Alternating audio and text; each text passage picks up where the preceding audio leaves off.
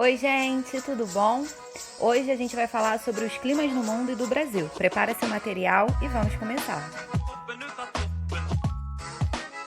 Bom, nós vimos nas aulas anteriores que o clima ele vai receber influência da intensidade dos raios solares, ou seja, cada parte do planeta nós temos quantidades diferentes de raios solares, né? Que vão estar nessas partes dos planetas. Nós temos também as circulações de massas de ar, nós temos ventos, nós temos diversos fatores geográficos, né? Nós vimos maritimidade, continentalidade, altitude, latitude, entre outros fatores. E são eles que vão influenciar para caracterizar e dar origem a essa diversidade de climas que nós temos no mundo. Então, o próprio Brasil, ele não vai ter um só clima. Então, imagina, se o Brasil, que é um país, ele tem vários tipos de climas, eles têm climas característicos, imagina o mundo, não é não? A gente vai ver agora como que são encontrados esses tipos de climas, né? Só para a gente poder ter uma noção dessa diversidade pelo mundo. Um mapa de climas, né, espalhados no mundo, e aí você pode ver que é um mapa muito colorido, porque isso significa que a gente tem uma variedade desses climas. Então, olha só, preste atenção. Você tem aí, nessa parte mais próxima da linha do Equador, essas regiões mais próximas da linha do Equador, nós podemos destacar climas que têm uma característica mais quente, né? Porque nós sabemos que quanto mais próximo da linha do Equador, maior é a quantidade de raios solares, né? A zona tropical, por exemplo, que nós temos a recepção de muito mais raios solares. A incidência desses raios solares ela é muito maior nessa zona tropical. Então, claro que se você vai ter muito mais raios nessa área, nessa região, os climas que vão estar ali vão ser influenciados para serem com características mais quentes. Se você observar, as partes mais próximas dos polos ali, por exemplo, lá no norte, se você for ver, a gente tem climas bem mais frios. Por quê?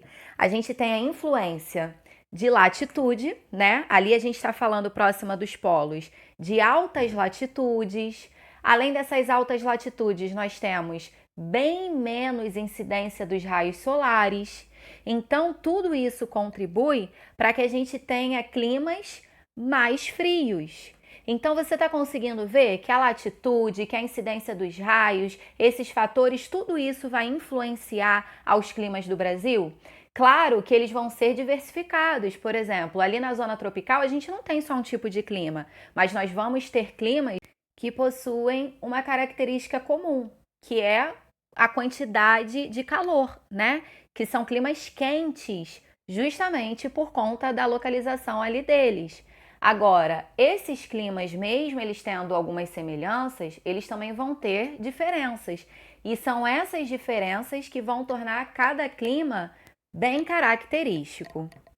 O Brasil, por exemplo, a gente pode considerar a maior parte dele na zona tropical.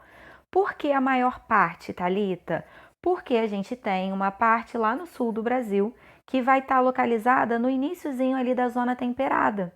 Então a gente não pode dizer que o Brasil é todo da zona tropical. Nós podemos dizer que a maior parte da localização brasileira ela está na zona tropical. Que essa zona tropical recebe uma incidência de raios solares muito grande, por isso que aqui ela é mais aquecida, aqui tem muito mais calor.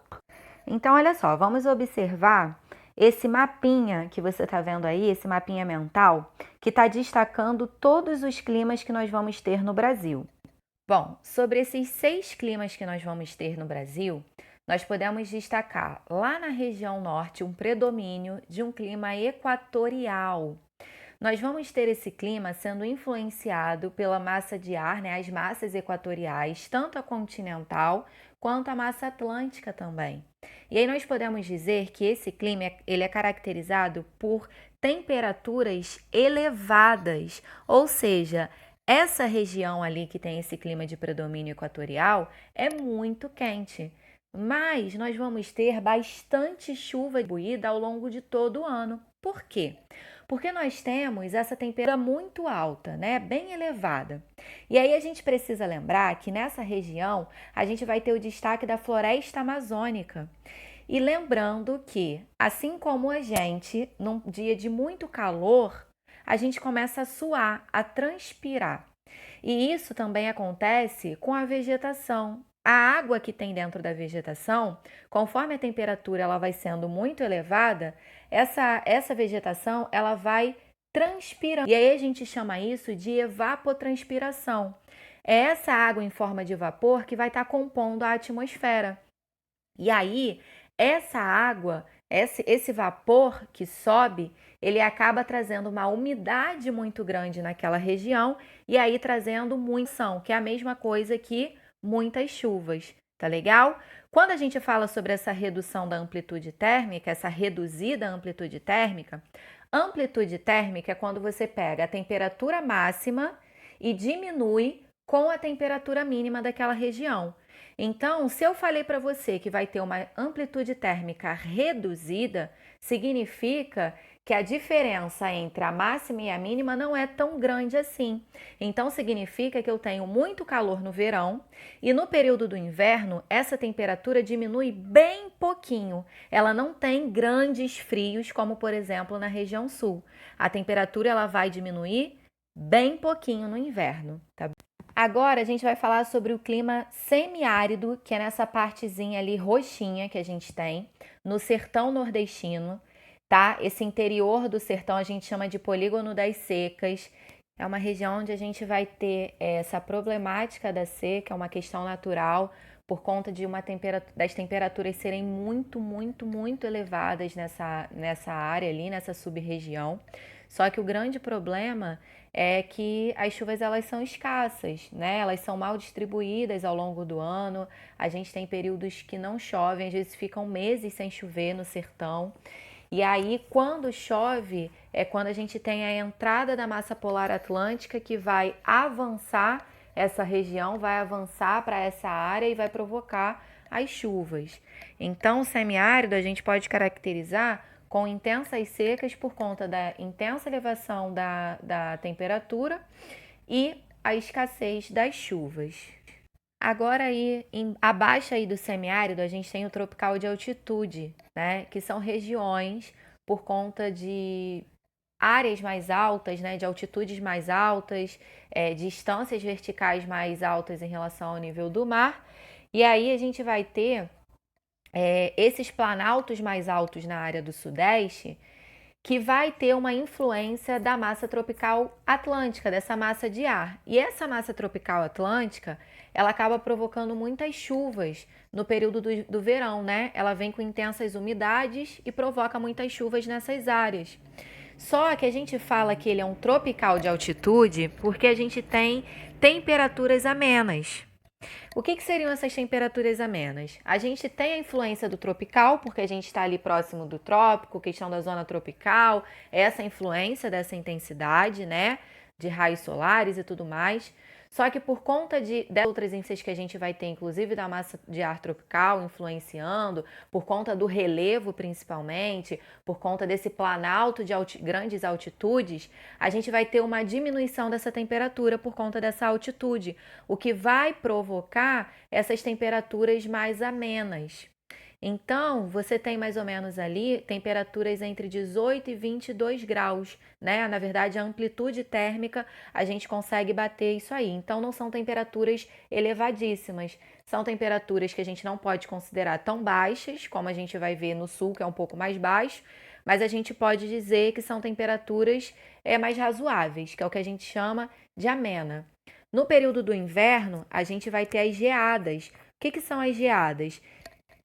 Quando a gente tem o solo ficando muito frio, e esse frio do solo ele acaba influenciando também a atmosfera, a questão atmosférica, a gente vai ter toda essa área resfriando muito, inclusive a superfície terrestre, né, esse solo, a gente acaba provocando essas geadas, que seriam, na verdade, como se o vapor de água ele se transformasse em gelinhos. É como se fossem raspas de gelo, né? Não chega a ser uma neve, tá? Não é neve. E não é também nada como granizo, por exemplo, que é chuva de gelo, né? Não chega a ser isso. É como se fossem raspas de gelo, por conta dessa queda de temperatura tão intensa que chega a resfriar, né? A deixar muito gelada essa parte da superfície, muito fria esse solo, e aí influencia nessa questão atmosférica. E aí você tem essa mudança de estado do vapor de água, que é a umidade, né? Que é esse vapor de água que a gente tem na atmosfera. E aí ela forma como se fossem raspinhas de gelo, tá? Para você entender melhor.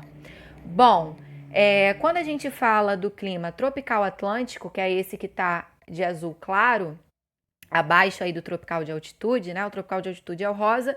E a gente tem esse tropical atlântico aí, ou tropical litorâneo, tropical úmido.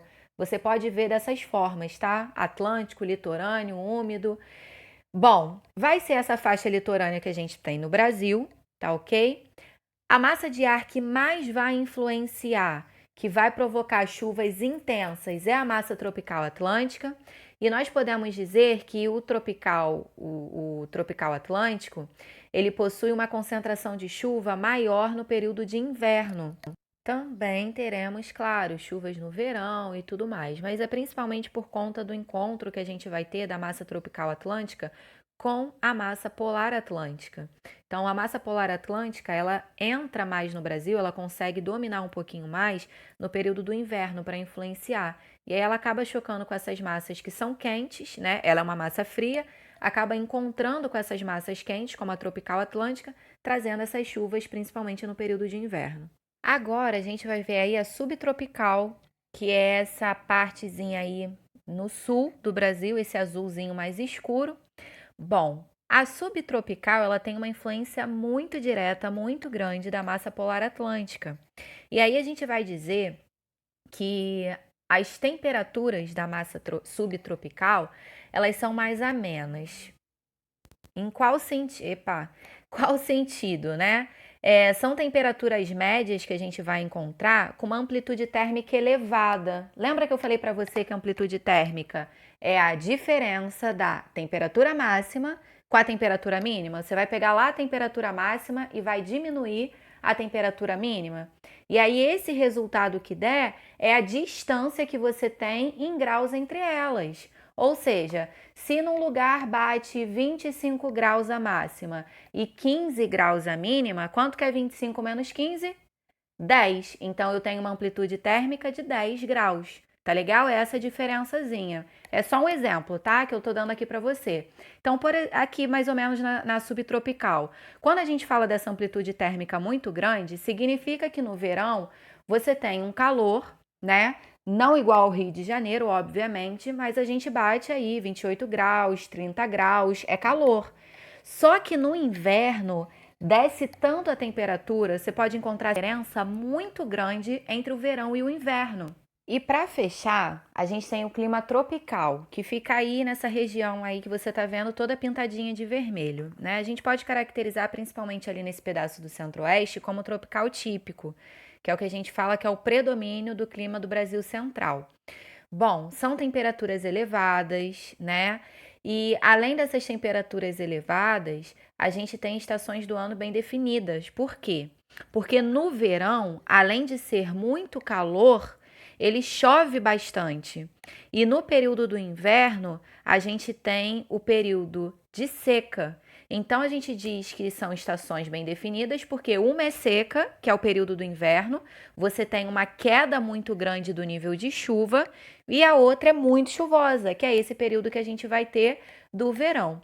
Tá legal? Bom, esses são os climas, os predomínios que a gente vai ter no Brasil, tá? Dos climas. Agora a gente precisa lembrar que esses climas não só têm essa variedade, como também as vegetações. Então, por a gente ter relevos diferentes, uma extensão territorial muito grande no Brasil e uma diversidade de climas, a gente também vai ter uma variedade das vegetações no Brasil. Você está vendo aí todo esse colorido que a gente vai encontrar, que a gente vai ter? Bom, essas são vegetações que a gente vai encontrar predominantes nesses climas que a gente falou aí sobre o Brasil. São vegetações bem diversificadas, são vegetações com as suas características bem próprias por conta desses climas. Então a gente pode destacar lá em cima um clima, uma vegetação predominante de um clima equatorial, que a gente tem, por exemplo, a floresta amazônica, esse super tapete verde que a gente tem aí. A gente vai encontrar diversas vegetações, a gente vai ter, na verdade, um conjunto, uma mistura, né? Um mix de vegetações, de características, por exemplo, o Pantanal.